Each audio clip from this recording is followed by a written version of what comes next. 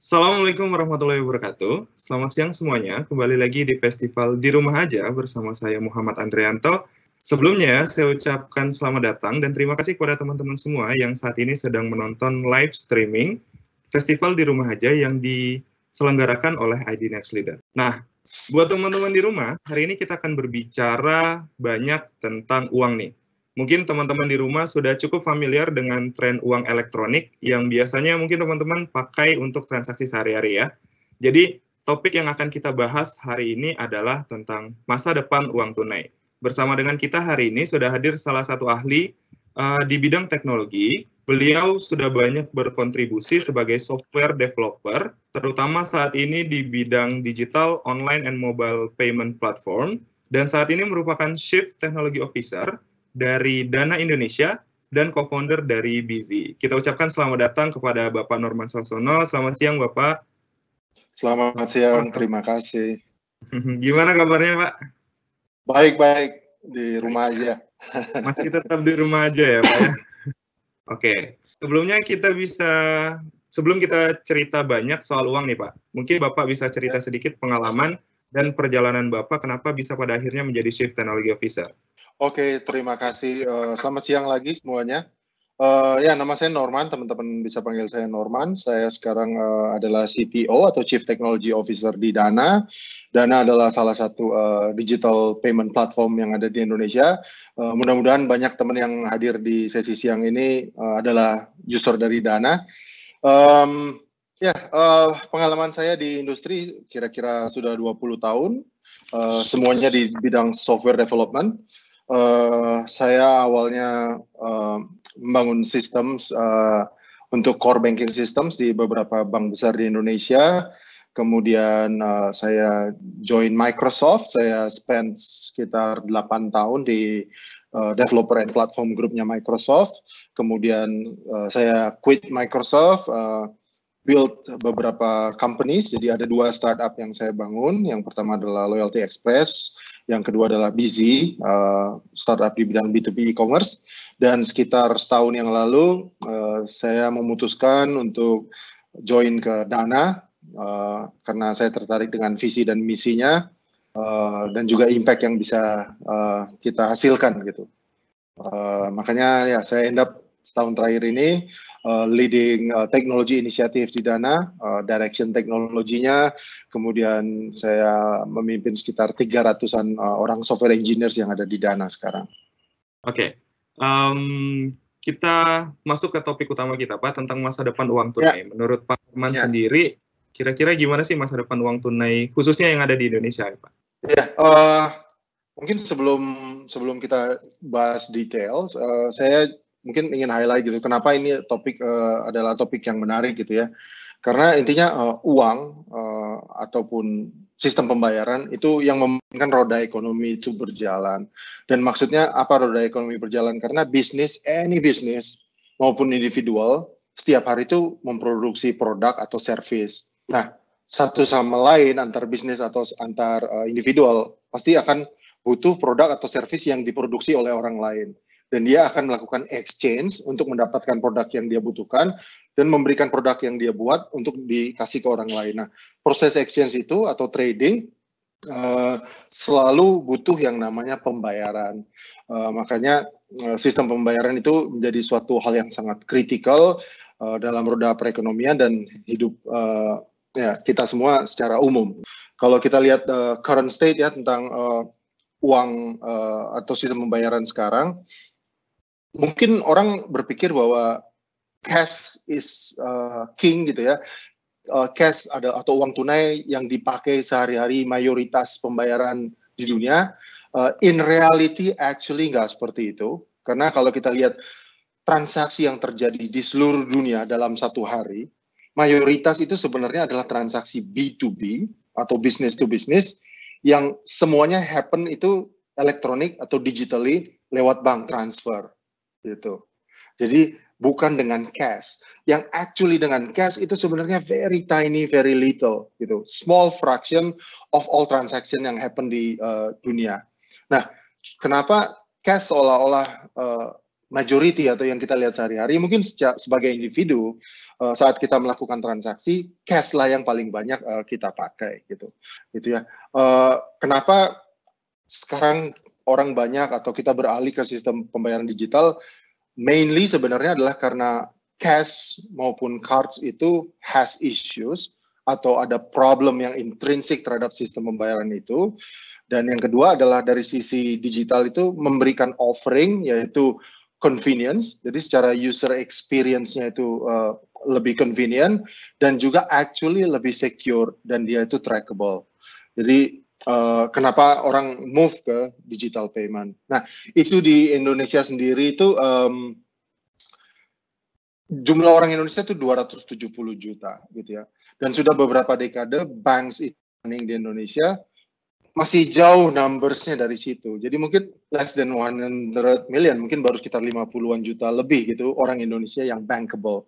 Mayoritas tuh unbankable. Jadi kalau mau melakukan transaksi ya mau nggak mau akhirnya mayoritas melakukan lewat cash ya. Karena kalau menggunakan sistem pembayaran seperti cards atau yang dari bank, mayoritas belum bisa melakukan itu. Nah, di sisi lain ada 170 juta orang Indonesia yang connect ke mobile internet gitu. Nah, artinya dengan menggunakan teknologi, mobile technology, digital technology, kita bisa reach out nih ke 170 juta orang ini, memberikan mereka financial inclusion, sistem pembayaran yang digital gitu ya, yang bisa reach out ke lebih banyak orang dibandingkan dengan mekanisme tradisional banking yang ada sebelumnya gitu ya. Sebagai contoh ya misalnya tempat saya bekerja sekarang di Dana, umur kita baru 2 tahun, gitu ya. Kita baru 2 tahun beroperasi di market, tapi kita sudah bisa menjangkau hampir 40 juta users, gitu. Dan itu numbers yang di-achieve oleh traditional banks selama berpuluh-puluh tahun, gitu. Ya. Nah, dengan teknologi kita bisa reach out lebih banyak ke users. Kita menargetkan kita bisa reach out sampai 100 juta users, dan mungkin totally seluruh orang Indonesia yang connect ke mobile internet, gitu ya. Selanjutnya, payment ini going kemana sih, gitu ya. Kalau kita lihat di dunia, supaya mungkin teman-teman tahu gitu, yang leading di dunia payment technology, surprisingly, mungkin ada yang udah tahu, ada yang belum, it's not the US atau the western part of the world, it is actually China. Gitu. Jadi China itu ada di frontier sistem pembayaran paling canggih di dunia. Gitu. Kalau kita lihat US, maupun European countries, the Western European countries yang biasanya paling maju di sisi teknologi dan di sisi kehidupan yang lainnya, di sisi sistem pembayaran, mereka practically masih cash and card dominant countries. Ada yang digital, tapi China is a whole different level gitu. Kemudian di sisi lain, di sisi retail, kalau kita lihat kayak misalnya yang udah dipelopori oleh Amazon dengan Amazon Go, atau di China dengan Alibaba Hema, retail shopping experience juga udah benar-benar advance gitu ya. Jadi payment itu udah benar-benar fade away, payment udah benar-benar in the background, jadi not really part of the transaction. Kita nggak harus queue lagi saat melakukan pembayaran, cukup pilih barang-barang apa aja yang kita mau beli, and then we can just walk out. Karena dengan IoT dan machine learning, face recognition, dengan all these technologies, payment just happen in the background. Jadi istilahnya invisible payment. Jadi payment gets out of the way. Jadi not part of the transaction anymore. It's just like automatically happen in the background. Gitu. Jadi that's the current state of payment right now. Nah, Indonesia sendiri kalau kita lihat memang mayoritas masih cash. Kemudian sudah cukup banyak juga yang menggunakan cards, itu berupa debit cards ataupun credit cards, tapi ya dibandingkan total jumlah penduduk Indonesia itu masih sangat kecil gitu. Jadi harapannya dengan menggunakan teknologi, mobile payment dan digital payment ini bisa menjadi mayoritas dan menjadi dominan. Jadi kita bisa create yang namanya benar-benar financial inclusion untuk seluruh orang Indonesia, terutama yang connected ke internet, dan kita bisa move towards Indonesia cashless society. Jadi kira-kira seperti itu tuh gambaran sistem pembayaran di dunia sekarang. Saya menanggapi sedikit terkait yang Bapak bilang tadi, karena memang yang menggunakan cashless di Indonesia itu masih cukup kecil nilainya ya Pak, ya masih cukup sedikit orangnya. Nah, mungkin kalau menurut saya sih karena masyarakat kita tuh masih kurang tahu gitu loh. Kadang kalau misalnya kita ngomongin uang nih cukup sensitif ya, karena kriminalitas biasanya terjadi karena latar belakang uang gitu. Makanya orang kadang mikir-mikir nih kalau mau nyimpan uang, aman nggak ya kira-kira kita mau naruh uang itu. Nah, sebenarnya kalau menggunakan platform non-tunai itu, apakah menurut Bapak lebih aman daripada menggunakan kita menyimpannya secara tunai gitu? Oke. Practicality dan keamanan itu adalah salah satu problem yang ada dengan cash gitu ya. Jadi ya mungkin kalau mau tahu sedikit ya, a little bit about the history dan sekarang why we are today is because of the previous payment system itu has problems gitu. Karena dulu mungkin people doing barter gitu ya. Jadi misalnya kita punya ikan, kita butuh daging ya kita tukeran sama orang yang punya daging, kita kasih ikan, kita dapat daging. Tapi by the time kita butuh roti, kita mau tukar ikan yang kita punya dengan roti, ternyata yang punya roti maunya bukan ikan, maunya kayu bakar misalnya. Nah, kita kan nggak punya kayu bakar, akhirnya stuck, transaksi nggak bisa terjadi. Kemudian ya di zaman dulu itu sekitar 8.000 tahun yang lalu, orang pakainya tuh commodity money gitu, jadi pakainya tuh kerang. Kerang itu dijadikan currency, jadi harga ikan saya itu berapa kerang gitu. Terus harga si roti tadi berapa kerang, akhirnya ditukar berdasarkan harga kerang ini gitu. Nggak praktis, akhirnya people mulai bikin sekitar 3.500 tahun yang lalu bikin coins, logam ya, terus exchange. Nah, isunya apa? Kalau tadi barter itu stuck karena kita butuh yang dia nggak butuh, kemudian coins atau kerang ini commodity money, isunya adalah secara fisik itu kita nggak mungkin kemana-mana bawa banyak kerang atau banyak coins gitu saat kita mau transaksi dalam jumlah besar. Akhirnya diintroduce lah yang namanya banknotes sekitar tahun 1400-an gitu di Italia dan lead to cash seperti yang sampai sekarang kita pegang gitu ya. Dengan cash, uang kertas, jadi bukan lagi commodity money tapi immaterial money, jadi nilai dari physical kertasnya itu sendiri jauh lebih murah daripada nilai yang tertera di kertas, dan itu yang kita pakai untuk exchange untuk transactions. Nah, it's a good thing karena dia decouple nominal value dengan physical value dari suatu benda, karena uang kertas 100.000 itu harganya ya mungkin it's cheaper gitu, nggak sama gitu ya.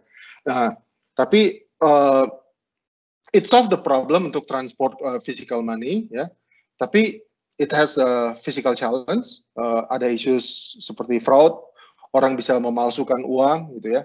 Kemudian isunya adalah kalau kita mau transaksi dalam jumlah yang besar, kita butuh cash dalam jumlah yang banyak juga.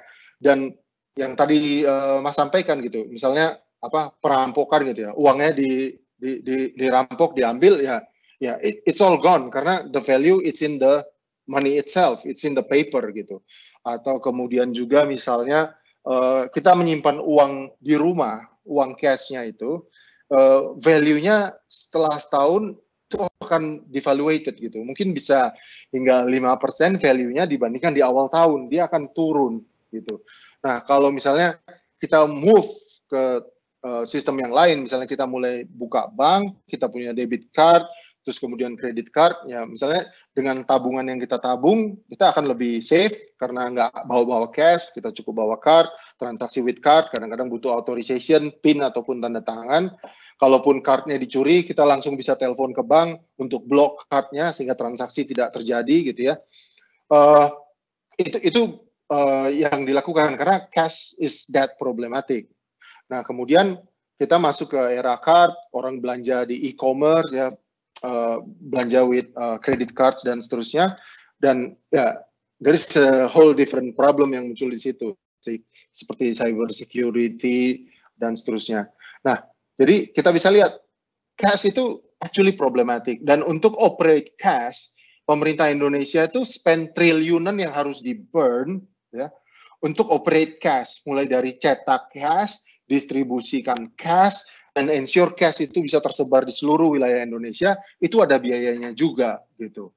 Dan itu ya tiap tahun kita burn money untuk operate cash money, which is not ideal gitu. Nah jadi barter has a problem, kemudian commodity money has a problem, cash atau immaterial money has a problem, kemudian sekarang kita di zaman cards and credit cards. It's convenient, it's dibandingkan cash, bisa transaksi jumlah besar, lebih secure juga. Tapi di sisi lain, ya look at the problem yang tadi saya share gitu. Berapa sih orang Indonesia yang punya debit card dan credit cards dari 270 juta orang Indonesia ini? Nah, orang Indonesia yang connect ke internet itu 170 juta gitu. Nah, kalau kita pakai teknologi digital, teknologi mobile, kita bisa reach semuanya gitu. Nah, payment secara digital ini bisa dipakai untuk payment di online maupun di offline. Di online ya kalau misalnya kita belanja di e-commerce gitu ya, kita belanja di website online gitu ya, maupun kalau kita mau transaksi offline. Dan it's so convenient gitu. Jadi misalnya saya mau belanja online ya mirip seperti experience saat saya menggunakan credit card di online gitu. Kalau saya belanja di offline, saya even nggak perlu ngeluarin cash, nggak perlu swipe card, saya cukup buka saya punya handphone gitu ya. Kemudian ada aplikasinya di situ, yang kemudian saya tinggal scan gitu ya. Jadi menggunakan aplikasi seperti ini, saya bisa melakukan scan untuk pembayaran, dan pembayaran itu terjadi gitu. Jadi it's so convenient. Dan kalau tadi ditanya gitu ya, kalau banks dengan cara tradisional very slow untuk reach out so many users di Indonesia, kalau udah 170 juta connect ke internet, pakai mobile device, download app, install, register, orang udah bisa langsung pakai itu untuk belanja. Pertanyaannya sekarang cash in-nya bagaimana gitu, masukin uang ke saldo digitalnya kita gitu ya. Kalau yang sudah punya card, yang punya account di bank, the bankable, mereka bisa do bank transfer, just like another bank transfer, terus mereka bisa pakai untuk belanja. Nah, bagaimana orang-orang yang nggak punya account di bank gitu? Nah, digital payments ini seperti misalnya Dana dan yang lainnya, itu bisa melakukan top up over the counter gitu, lewat kayak minimarket yang tersebar di mana-mana gitu ya, kayak misalnya Alfa, Indomart, dan seterusnya itu bisa dilakukan event pegadaian dan banyak lagi bisa melakukan top up itu di situ. Jadi dia bisa kasih cash-nya, top up digital money-nya untuk bisa dipakai melakukan transaksi secara digital gitu. Dan lebih jauh dari sekedar e-money, kalau misalnya kita lihat case-nya let's say Dana ya, konsepnya juga udah masuk ke yang namanya e-wallet gitu. Jadi selain kita top up kita punya money sebagai digital money, kita juga bisa bind kita punya credit card dan debit card kalau kita udah bankable. Jadi saat mau melakukan pembayaran, kita tinggal pilih mau bayar dari saldo digital kita, atau mau langsung potong dari debit card dan credit cardnya kita. Langsung dipotong ke banknya dari aplikasi mobilenya. Dan ini jauh lebih secure gitu ya, karena secara sistem digital ada banyak security measures yang kita lakukan gitu. Kalau misalnya kita belanja makan di restoran, kita bayar pakai credit card, kita tuh sering dengan entengnya kasih credit cardnya ke waiternya bawa ke kasir, terus di tengah jalan kita nggak tahu, mungkin credit card kita difoto ya, CV-nya difoto, nomornya difoto dan segala macam, tahu-tahu besok pagi ternyata udah dipakai transaksi online somewhere gitu. Nah, kita dengan entengnya menyerahkan kita punya card gitu. Nah, kalau kita menggunakan digital phone seperti ini, it's our phone, kita yang pegang gitu ya. Saat kita melakukan transaksi ya kita yang kontrol gitu. Terus kalau misalnya transaksinya mencurigakan, mungkin kita akan di-challenge dengan PIN atau OTP ya. Jadi itu actually sebenarnya lebih secure karena kita punya lebih banyak full control gitu terhadap kita punya payment. Dan skenario-skenarionya sih ya udah banyak sekali gitu ya. Kalau misalnya teman-teman yang biasa pakai ride hailing gitu seperti Gojek atau Grab gitu ya, atau food delivery, GoFood ya, GrabFood, itu kan pembayarannya semua happen digitally in the platform. Terus teman-teman kalau beli pulsa, bayar listrik, bayar air, beli tiket bioskop gitu ya, misalnya pakai Tix, kemudian belanja di e-commerce, shopping malls, beli groceries, bayar insurance, bayar investment, bahkan donation seperti misalnya kita bisa lakukan semuanya lewat the digital gitu. Dan seperti yang saya bilang tadi, at the end of the day, bagi user, it's so convenient and it is secure gitu. Jadi they will move to this gitu. Dan yang saya bilang tadi, move to the next step-nya, if you look at China, akhirnya sampai ke biometrik. Jadi payment pun udah nggak perlu phone itself, cukup pakai face recognition misalnya gitu ya. Dan dengan teknologi IoT kita bisa achieve seperti yang Amazon Go punya atau Alibaba punya gitu ya. Jadi all payment seamless, dan seperti yang saya bilang tadi, it get out of the way, it happens in the background gitu. Jadi invisible. Payment is just no more a hustle, it's just happen gitu. So ya. Lebih aman dan lebih efisien ya Pak ya sebenarnya Pak ya.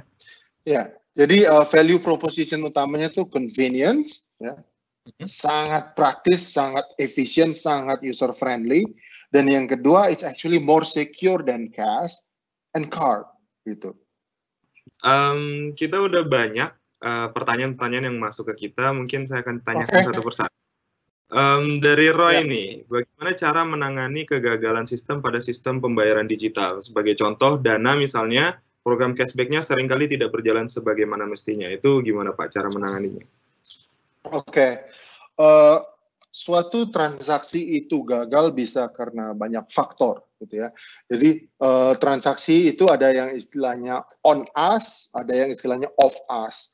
Kalau on us itu adalah transaksi yang kemungkinan risiko gagalnya itu paling kecil karena semuanya on that particular digital payment provider gitu. Jadi misalnya bayar pakai Dana dengan saldo Dana gitu ya.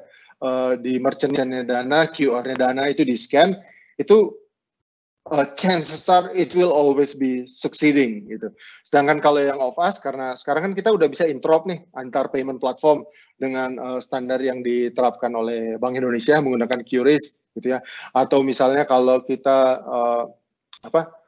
jadi harus ada intermediary, kita lewat switching, mungkin di situ ada isu internet, ada isu timeout gitu ya. Dan on us pun sendiri kadang-kadang mungkin isunya isu timeout dari sisi user, connectivity, dan banyak isu yang lain. Kalau cashbacks yang mungkin users kadang-kadang juga nggak realize, itu biasanya setiap cashback itu ada terms and conditions-nya gitu.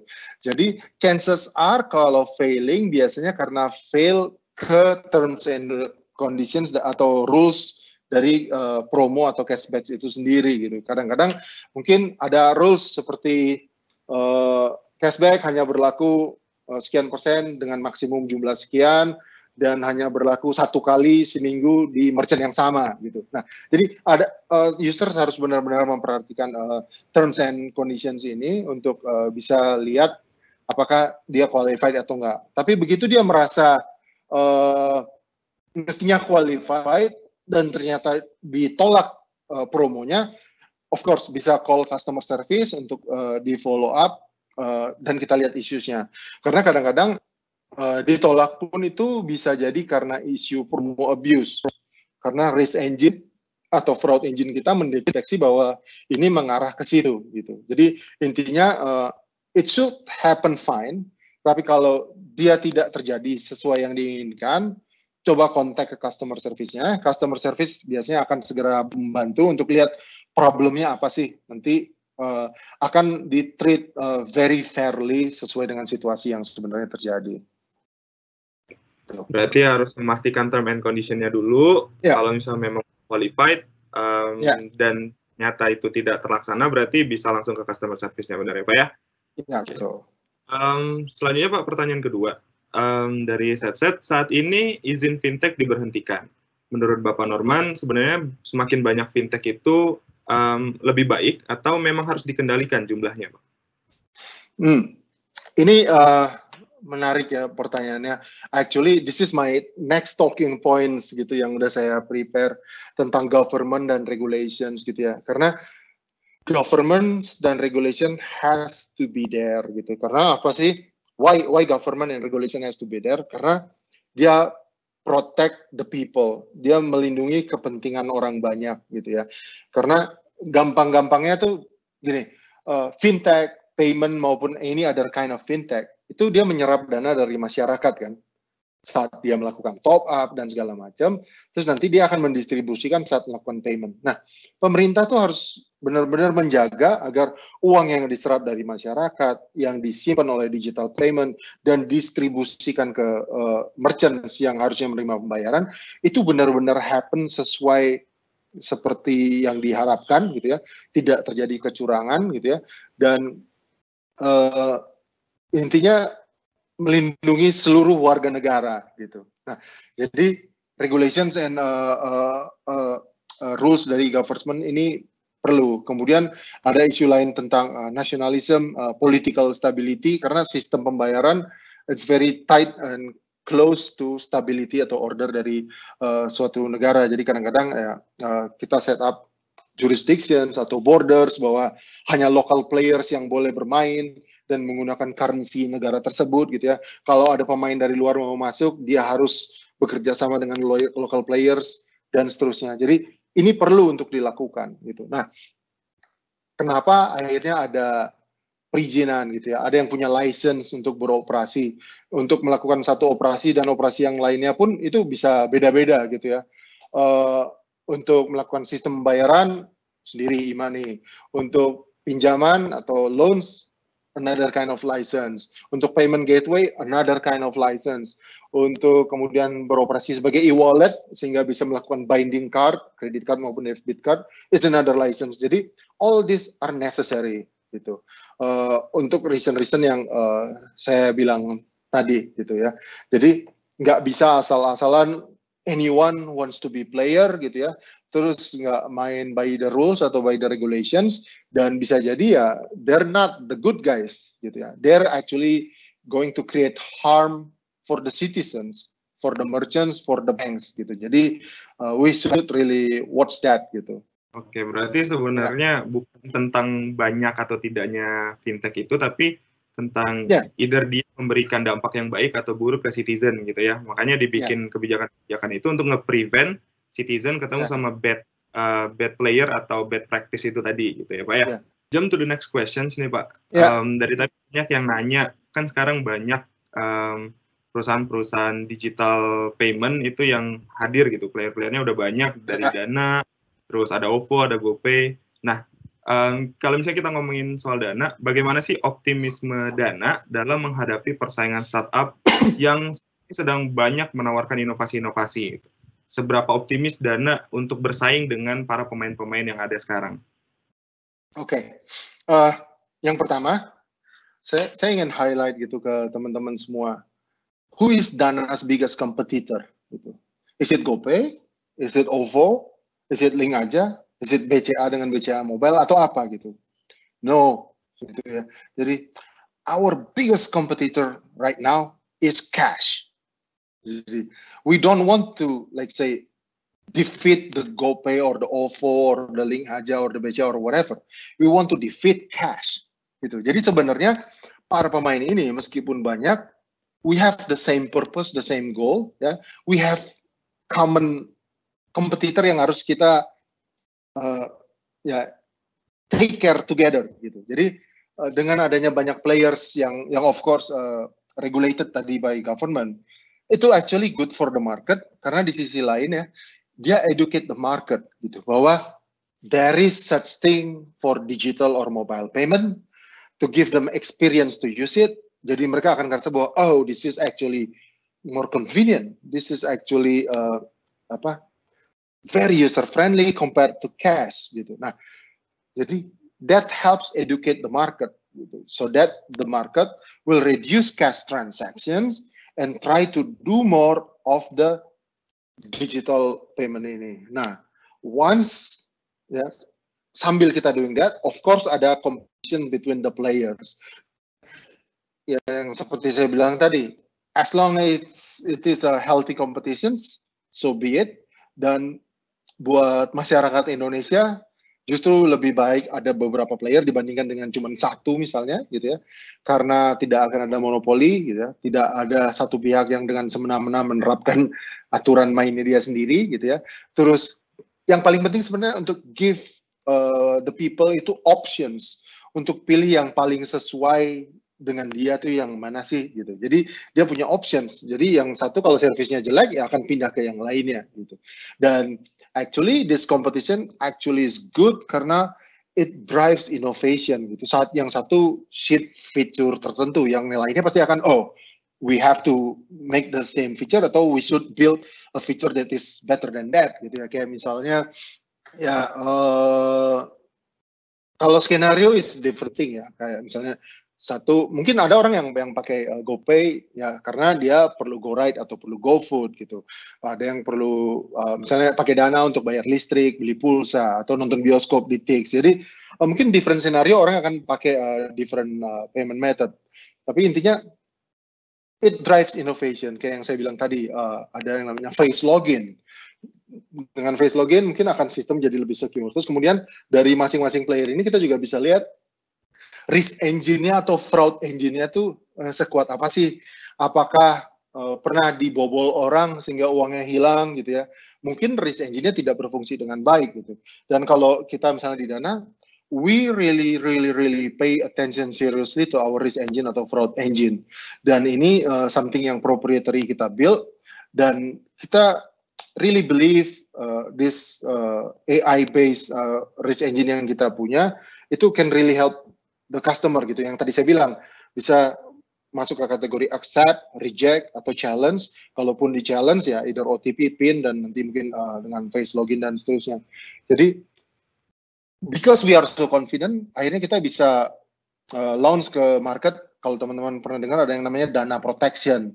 Itu suatu program dari Dana. Jadi kalau misalnya teman-teman ngerasa bahwa account-nya di take over atau ada transaksi yang menurut teman-teman nggak ngelakuin, you can call our customer service. Terus bilang share the case, share isunya. Kalau itu proven benar-benar karena issues loophole security di Dana, kita 100% money back guarantee gitu. Nah, I think not all other players berani doing such kind of thing. Yeah, maybe because the risk engine that they have maybe not at that level at the moment gitu. Jadi competition is good. We are there together to educate the market untuk reduce cash transaction and do more digital transactions. And between the players, competition is needed to give more options to users and also to drive innovations. Jadi masing-masing itu akan bersaing dan akan innovate yang ujung-ujungnya akan memberikan yang terbaik buat kita sebagai users gitu. Oke, berarti sebenarnya player-player yang ada sekarang malah drive innovation ya Pak ya? Dan yang menjadi kompetitor terbesarnya adalah si cash itu sendiri sebenarnya. Cash, Nah itu yang banyak orang nggak tahu. Orang pikir wah Dana versus GoPay versus GoPay. No. Kita between one another, kita of course kita fight for market share, kita fight for innovations, tapi actually we want to bring Indonesia cashless society together gitu. Oke, karena barusan adalah pertanyaan terakhir, mungkin Pak Norman mau memberikan closing statement buat teman-teman di rumah terkait cash atau mungkin terkait pengembangan diri. Oke. Ya mungkin yang saya bisa share sekali lagi adalah bahwa kita udah ada di generasi keempat sistem pembayaran setelah barter, cash, card. Sekarang kita ada di zaman digital dan digital ini promising karena dia bisa reach out ke lebih banyak users. Kita bisa really drive financial inclusion untuk seluruh masyarakat Indonesia dan kita bisa achieve yang namanya Indonesia cashless society. Dan another thing yang related dengan situation yang kita hadapi saat ini, kenapa kita punya festival di rumah aja gitu ya, kenapa we do this kind of session through video call over the internet, ya karena COVID-19 dan I think one thing yang teman-teman mungkin sering nggak kepikir gitu ya, bahwa kalau kita doing transaction online, of course semua happen online, tapi teman-teman kan tetap harus beli grocery stores gitu ya, beli belanja sembako dan kebutuhan sehari-hari selama kita di karantina di rumah nih. Dan mungkin kita tetap ke supermarket, ke minimarket, dan kita melakukan pembayaran. And what do you do mainly untuk bayar? Cash, gitu ya. Cash yang kalian pegang, ya, kalian kasih ke kasir, dipegang kasir, ya. Terus ada kembalian, dikasih lagi dari kasirnya ke tangan kita, yang kita nggak tahu uangnya itu dari mana. Jadi, it's literally dirty. Jadi I suggest if you have cards, you can use cards, swipe sendiri, press the pin yourself gitu ya. Dan lebih ideal lagi untuk bisa healthy at the moment, try to use a mobile payment. Ada beberapa minimarket yang udah pasang poster di depan pintu tokonya yang really suggest that gitu. Jadi dia bilang sebisa mungkin jangan bertransaksi dengan cash, kalau bisa dengan card dan swipe sendiri, atau lebih baik lagi dengan mobile atau digital payment. So you may really want to do that selama masa COVID-19 ini. Saya kira itu aja sih mungkin message terakhir dari saya di sesi ini. Oke, kalau misalnya saya boleh menyimpulkan, berarti memang cashless itu akan lebih safer dan lebih convenient buat teman-teman semua, jadi lebih efisien. Terus juga pemerintah juga udah menyiapkan beberapa kebijakan-kebijakan untuk melindungi kita juga sebagai konsumen dan juga sebagai pebisnis menghadapi bad player itu sendiri ataupun player-player yang sebenarnya belum mencapai standar ya Pak ya. And one day kita yakin kalau misalnya cashless itu akan mendominasi, walaupun tetap cash ataupun barter itu tidak akan hilang juga tetap, tapi cashless kemungkinan akan mendominasi. Baik, terima kasih sekali lagi buat Pak Norman atas kesempatan dan pengetahuan yang sudah mau dibagikan kepada kita semua. Kita sudah sampai di akhir sesi kali ini. Saya sebagai moderator pamit undur diri. Mohon maaf atas segala kekurangan. Semoga teman-teman di rumah tetap diberikan kesehatan dan terhindar dari hal-hal yang kita tidak inginkan. Dan juga jangan lupa untuk tetap stay di rumah aja sebagai kontribusi kita dalam mengurangi dampak dari penyebaran COVID-19. Terima kasih buat teman-teman semua. Sampai jumpa di sesi selanjutnya. Saya akhiri. Wassalamualaikum warahmatullahi wabarakatuh.